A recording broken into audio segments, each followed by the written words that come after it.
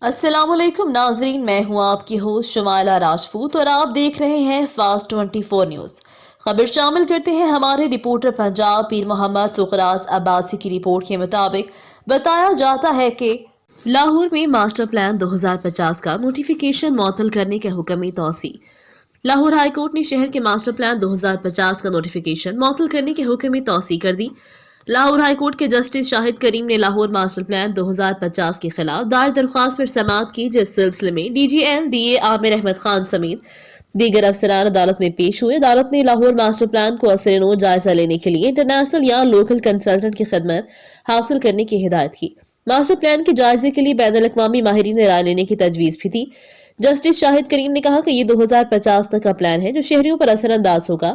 अफसोस के साथ कह रहा हूँ, खेत खलियान खत्म करके रातों रात सोसाइटियां बना दी जाती हैं।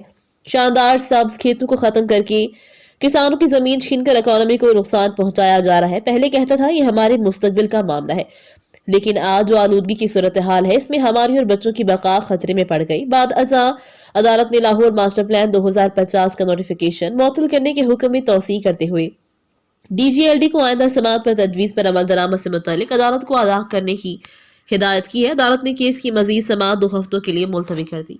ये थी हमारी आज की खबर। मजीद ऐसी खबरें देखने के लिए देखते रहें हमारा चैनल फास्ट 24 न्यूज़। अपनी होस्ट शमाला राजपूत को दीजिए इजाजत। अल्लाह निगहबान।